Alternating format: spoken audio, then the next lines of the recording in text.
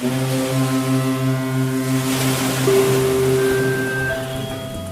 listening to the Brenton on Tour Travelcast with special co-host and four-time Olympian Mercedes Nicoll.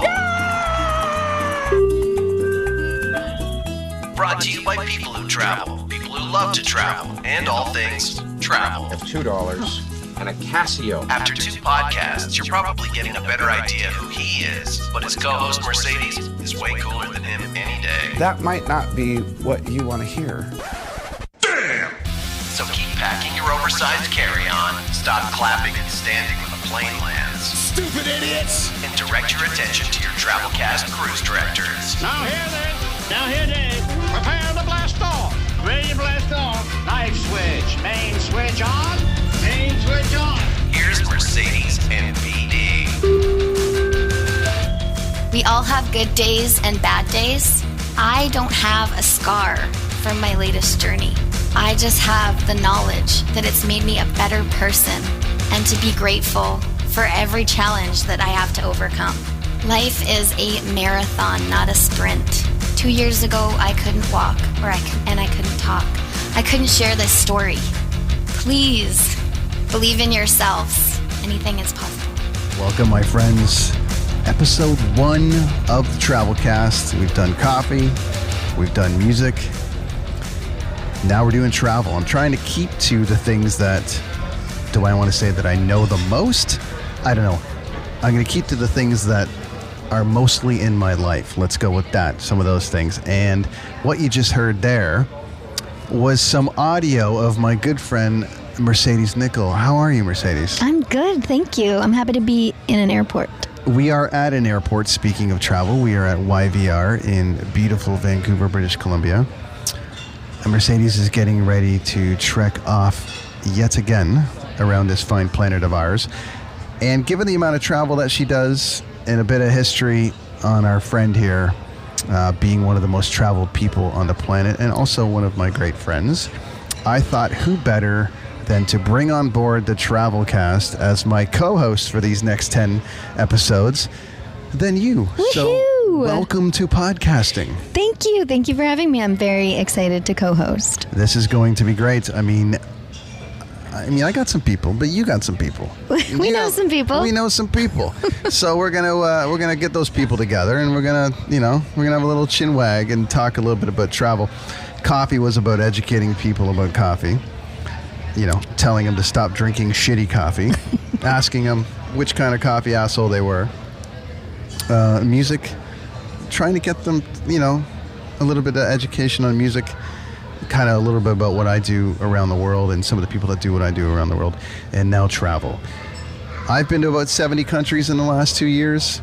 You have been to loads yourself, and I want to talk over the next 10 episodes about what that's like for both of us in different capacities, as well as bringing out some guests that are also in that kind of realm and what they go through. So before we get going, Whistler's own Mercedes Nicoll, tell us a little bit about you and what's going on and what you've been doing, because it's a storied history and it's a great one. Thank you. I guess I should start off. I am from Whistler, British Columbia. I grew up skiing and figure skating and quickly switched at the age of about 13 to snowboarding, and that kind of took over my life for the last over 20 years. It took me to 4 Winter Olympics competing for Canada. That's a really long story short.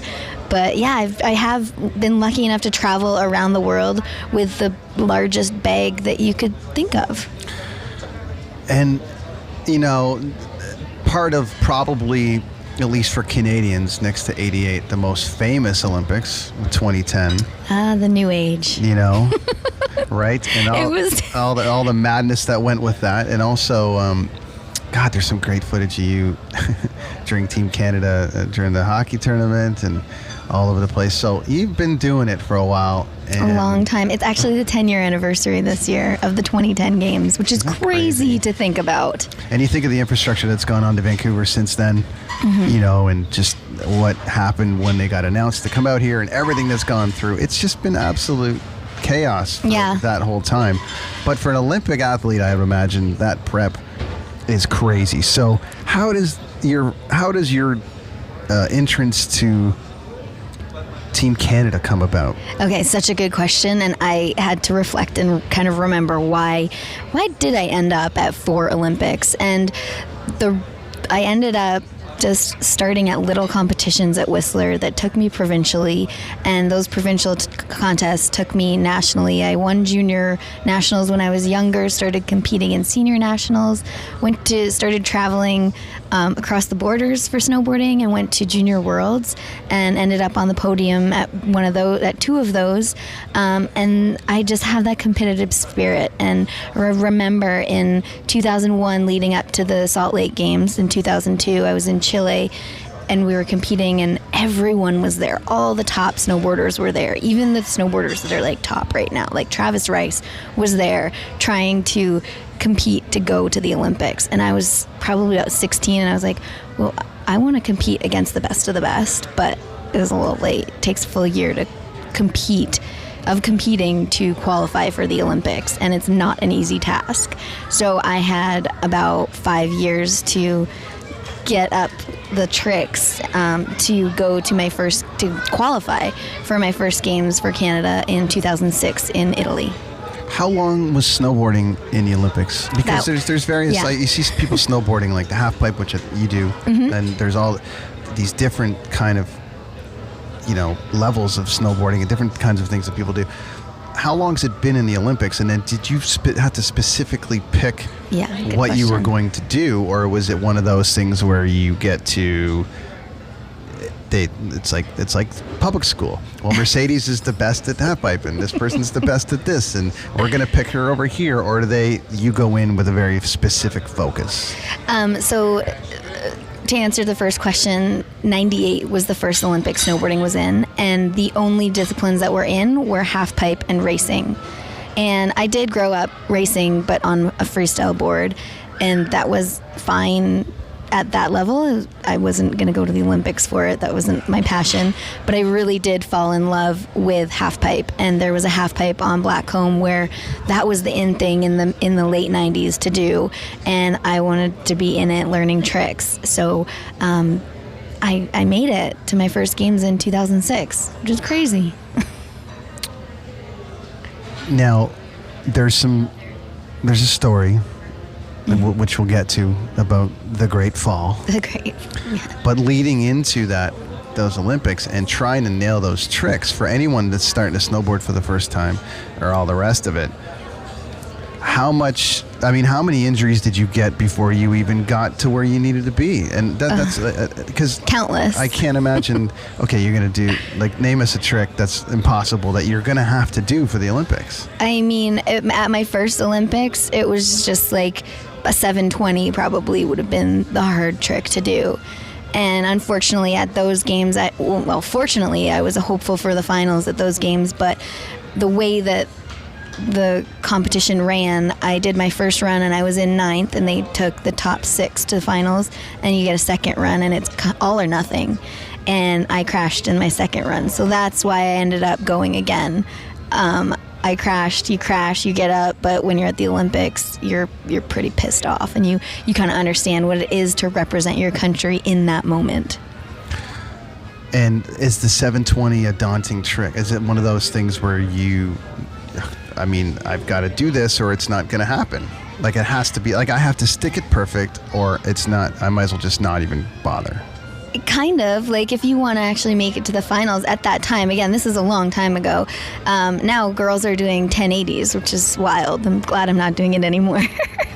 But you need to land your tricks or else you're out. And then you have another 4 years to wait to try and do it again. So we'll touch, I want to come back to the 4 years. What kind of, what's the dominating factor when you're training for the first time? When you think, I've got a real shot to make the Olympic team. What's a regime in school like? Because you went to school in Whistler, yeah, right? And but it's hey, you're up at 5 a.m. like a hockey player, or what does that look like? How much of domination does it take over for you? I mean, I wasn't at school very often, but it was really lucky in Whistler. We had a quarter system, so over the winter we could there was like kind of a ski program, and I was one of the first snowboarders to go through it, where you in the winters got to take math away with you, and if you did come back to school, there was a teacher there to help you if you had any issues.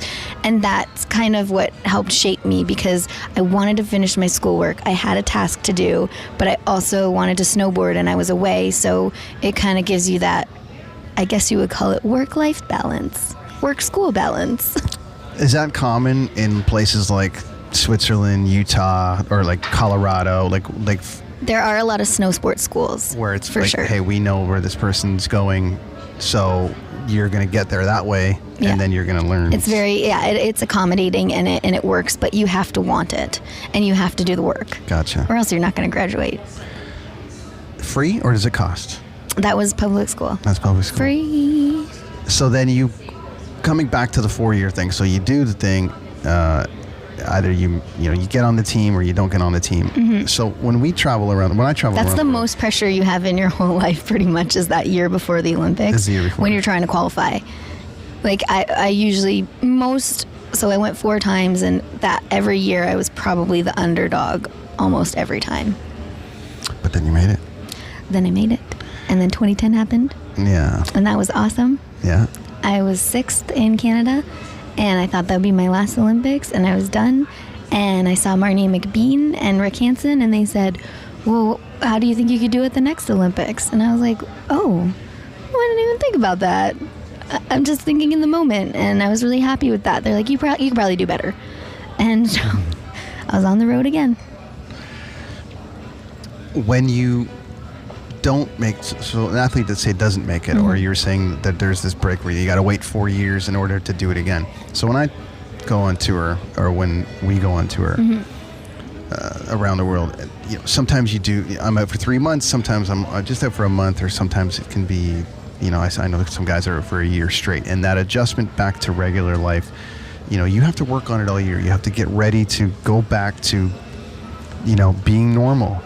I know. I like to air asterisk that normal life. Well, there's just, and it's welcomed, but then if you're addicted to traveling, or if you're addicted to making the Olympics, or if you're like anybody with any with any passion, once you get addicted to it, it can take over your world, and then you got to be careful about how you readjust to coming home. So let's say you don't make it, and you're saying it's 4 years before you got a chance to try it again. Yeah. Or let's say the Olympics happens, and then are you getting ready for the next winter in Italy, and the next winter in, like, there's always somewhere to go with it, or to focus. But if you really have to decide whether you want to keep going if you don't make it, or if you made it and didn't get the results you wanted. The thing about the Olympics is, they are every 4 years, and it's kind of the thing that you might be driving towards. But there's another World Cup, there's another X Games, there's World Championships. So there's always another adventure that you're going on, and it's not the be-all and end-all if you don't make the Olympics. But that's just kind of in the back of your head. You're like, oh yeah, like this year, okay, kind of can take it mellow, but still, you're not going to take it mellow. You're a competitive athlete. Totally. And so now, Olympics are done, all the rest of it. You've retired, as they say, in the hate that. the world. I still snowboard. But you still snowboard. I mean, you snowboard. Just not competing in halfpipe anymore. Right. What are you doing now? I know you do some RBC stuff and all the rest of it. What happens when it's done? And people talk about normal life, air asterisks. Normal life. But I mean, you're speaking everywhere. You're doing world-renowned podcasts as a co-host now. Whatever. But I'm saying, what is it? Okay, now I have to switch focus. So where is it going now? Like, what's the next thing for you? What are you doing to keep busy? Is it coaching? What's happening now? It's like, I really like to keep busy. So if you were to ask me, usually I have like 3 jobs on the go. Got to keep an income, not getting paid by the government anymore. So I do this program with Whistler Blackcomb called Ride with an Olympian in the winters. So that's a private lesson with myself on hill, get to guide you around or teach you from the beginning how to snowboard. Or I take skiers too, because I'm guiding you around the mountain, which I love. It's like I love doing that. In the summertime, I work events for the Resort Municipality of Whistler. Which is how we first met. Yeah, and so You know? I help put on the Canada Day Parade, and we have concert series all throughout the summer, and just like honestly an event every weekend. What else am I doing? I will be starting my own podcast. I got to hold on a second. Let me just, Mike in the booth, have you got some kind of like, well, maybe we just take a sample of your da-da-da-da that you just did. But Mike, can you play me some kind of celebratory announcement music? Hold on one second. Oh, that was really good, man. I don't know where you found it, but it was really, really cool. Thank you. That was lovely. So, yes, there will be the Mercedes Nicoll podcast coming out, which I'm excited about. Me too. Hopefully, we can parlay all of this into a great launch. So there's that's coming, which is awesome, which is very cool. And we're gathered at YVR, and you guys will learn more about Mercedes as we go through these 10 episodes. We're gonna touch a little bit about on her life through the whole thing, but we're gathered at YVR hanging out at the Fairmont because she might not be an Olympian anymore, but she does have standards. Oh gosh. I don't So know she's about hanging that. out. No, it's because I have an 8 a.m. flight and I live in Whistler, so I'd have to wake up at 4 a.m. We're hanging out at YVR chilling, but you're off to Switzerland. What are you doing? I am. I'm really excited. I'm going to the Youth Olympics. So I'm going to my 5th Winter Olympics. They happen to be the Youth Olympics, and I'm going to be mission team staff for Team Canada in St. Moritz with all of the sliders. And sliders means bobsled, skeleton, and luge. So all the non-injured sports. And the cool thing about St. Moritz, though, that I learned is their sliding track is the only handmade every year track in the world. Boom. Mind blown. Well, are you going to get on it? I hope not. Do you get to try it? I brought my skis and snowboard, but I don't know if they can get me on that track. I'm going to play some audio right now from the Great Fall. Do you want to set this up? Sure. We are in 2014 in Russia, Rosa Kuthar Mountain Resort at the Olympic Winter Games. Walk us through what happened here, dear. This is my last run of practice, and these were going to be my last Olympics, so I didn't want to leave anything on the out of my bag of tricks. So I'm dropping in probably top speed, and in the halfpipe you can get about 72 kilometers an hour. Dropping into a 22-foot wall made of snow, going across the pipe and then up the 22-foot wall, and you'll kind of see as I take off that the snow gives away. I'm trying to execute a backside 900, which is 2 full rotations, and as I go up the wall, the snow gives away. I can't get my full rotation down, and I'm either going to land on the deck or I'm about to land over 3 stories to the bottom of the halfpipe. Here you go. Go big.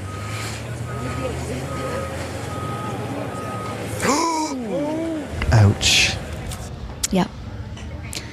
At what point, and this is a swearing podcast, so at what point are you in the air going, shit? It happens really quickly, but I can remember being like, this is not going to end well. And I didn't know exactly, because you can see that I'm coming in backwards. It's kind of like, where you do that trust fall with people. It's like that, but going over 2 stories to no one catching you.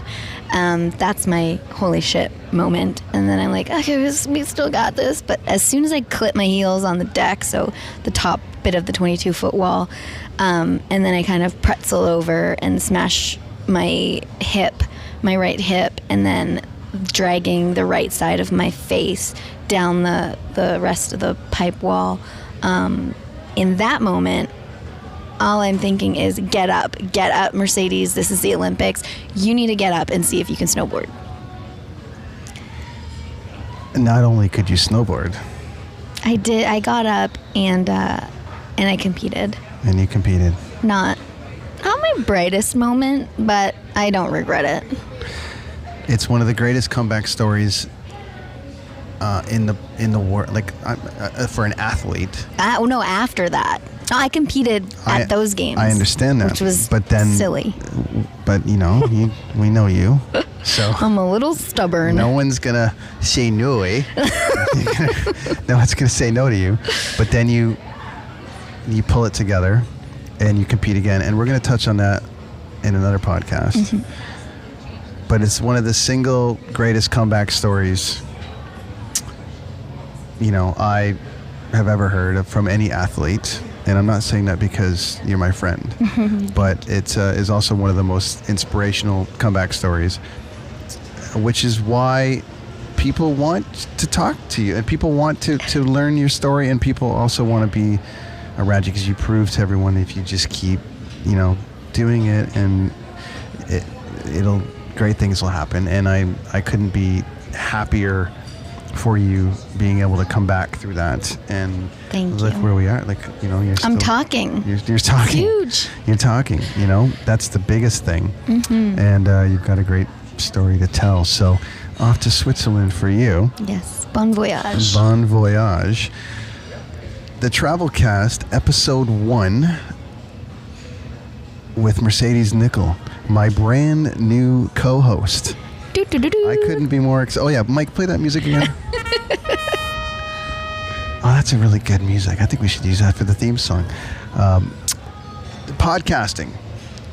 This is a new thing. It's going to be a new thing for you. Mm-hmm. It's been a new thing for me. I know I'm only, 17, 18 episodes in. That's like 7. That's, no, what am I? I guess I'm 20 some odd episodes in. Let me get my math back on straight here. But one of the things that I want to ask you about the podcasting side of it for you. We've been talking about it for a couple months now and about you doing it. What are you looking forward to? From a co-hosting standpoint, just, strictly that's its own thing. But what are you looking forward to? I'm looking forward to asking all the questions. I'm eager to learn, and I think being an athlete for so long, I can learn from other athletes and understand what gets them going, but also people with normal jobs and understand what their job is, because I've been an athlete so long that I don't know what everyone else in the world does, and everyone's got these crazy titles, and I have so many questions, so I'm excited to learn for sure. It's a really rewarding thing because I've touched on this before. I feel like it's like putting a record out every week. Okay. Let me preface this by saying, at no point do I consider myself an artist, but if instead of putting out an album of 12 songs every day, and you're an artist that's, and hip hop does this a lot, but you're basically releasing a track a week. Yeah. It's quite something. I'm excited. I can't wait. You've got access to so many different stories and people, and I trust you. Trust me, folks, her first episode will be way more interesting than any of my 25. Oh, right? I don't know about I'm talking about from the standpoint of what the stories that Mercedes will be able to tell are going to be great, and the access of people. We're going to steal some of those guests for this Travelcast, but she will build this thing out, and I'm excited for you to be podcasting and getting out into that world. Thank you, and thank you for your help. Especially up in Whistler, BC. I mean, that's a great place to be. It ain't bad. The views... Just a little bit okay there. They're pretty decent. But the bars. The bars up there, all right. So, my friends, thanks for tuning in to episode 1 of the Travelcast. Just an introduction to my good friend Mercedes Nicoll, my brand new co-host for the travel series. I can only get her for 10 episodes. She's expensive, but she's also traveling a great deal, and I'm just happy that you're along for the ride, my friend. Thank you for having me. It's going to be rad. Tune in. Where can people find you online? Let's get that train going. MercedesNicoll.com, and everything is Mercedes Nicoll, Nicoll. Yeah, not Nicoll like the nickel. Nope. The great Canadian. It's different. It's Nicoll. Tricky, that one. It's tricky. MercedesNicoll.com, BrentonOnTour.com. Like, share. Do all the things that you got to do, my friends. Get it out there. Let's get it out. Someone's going to win some shit. Oh, we're going to give away some stuff. And Mercedes will be back next week and beyond. So thanks, friends. See you next week.